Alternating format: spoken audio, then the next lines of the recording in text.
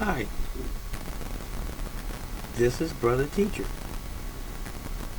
with another video to simply get you to think.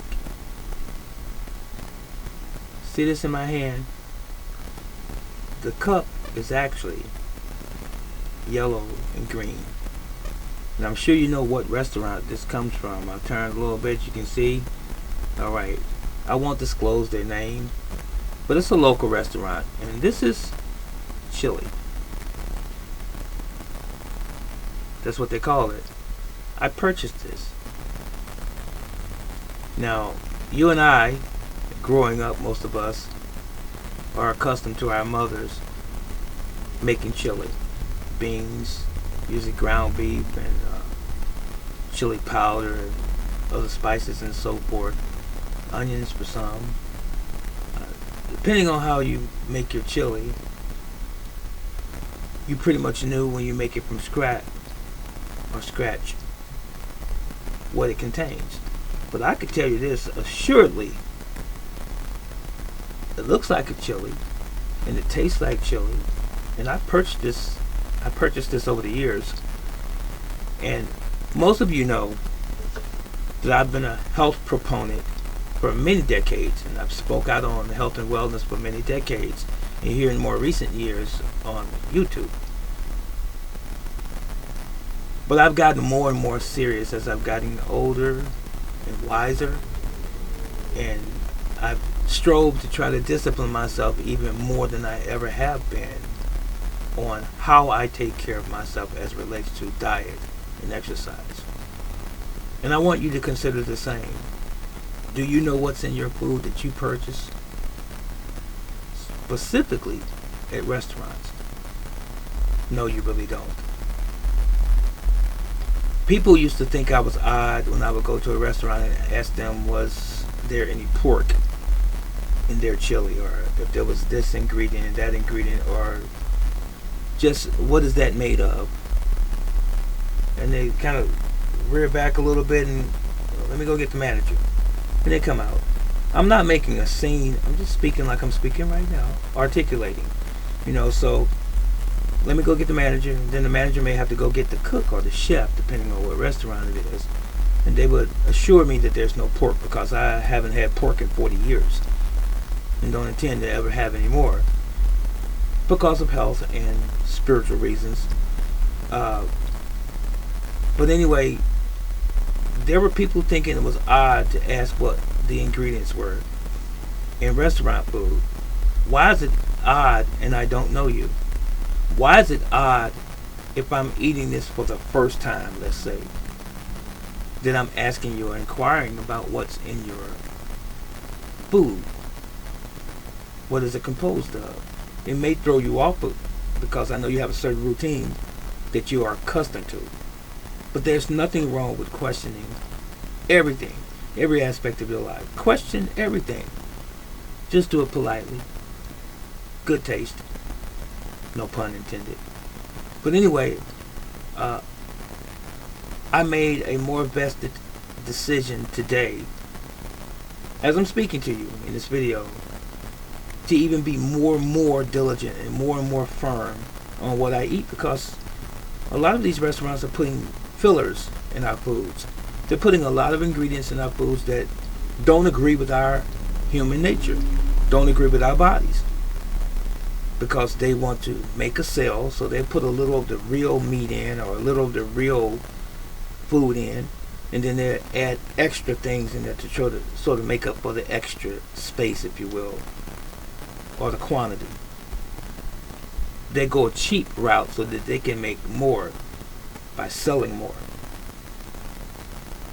What are you saying, Brother Teacher? What I'm saying to you, my friends, my subscribers and followers: know you, care more about you, and take better care of you. And stop assuming that things are how you think they are, and question everything. That's really it. And I don't think that's a difficult task. What it really involves is some effort on all of our parts. So what I decided to do today And it's been ongoing, and I've been working on it for some time. But what I decided to do today is to not eat any other restaurant food.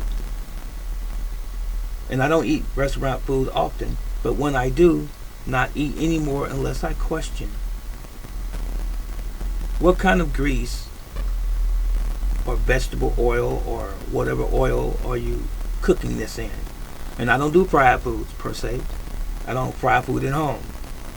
Every once in a while I might have some fried fish, whiting.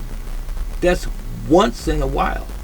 That's not a staple of mine. I bake my food for the most part, or I steam my food.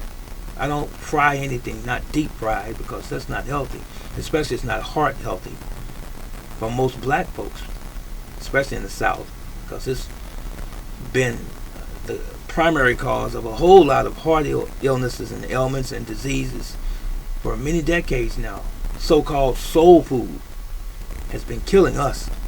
But anyway, again, that chili that I just showed you, I bought it at a restaurant today, but it's my last time. I don't know what's in it. So if I can get the ingredients and see what's in it, then I'll make a concerted decision and say, hey, I'll continue to eat this because I think it's okay for me, or believe, or I will discontinue this because it's not good for my body. Now, what's unfortunate, and here's where your challenge is going to be, what's unfortunate is that we are driven, not me, we're driven by how good something tastes and not how good it is for you. Sound like you? Oh, that tastes real good. Or they have the most bomb fried chicken, or they have the most best chest pie, or they have the greatest chocolate chip cookies, which I like. Do they really? What about that ice cream, that strawberry sherbet, or what have you? What's in it? What are you giving up for that taste? Could it potentially be your health? Hello? Think about it.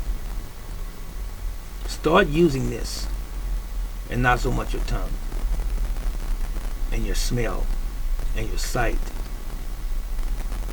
if you want to be around for a while. And I'm serious.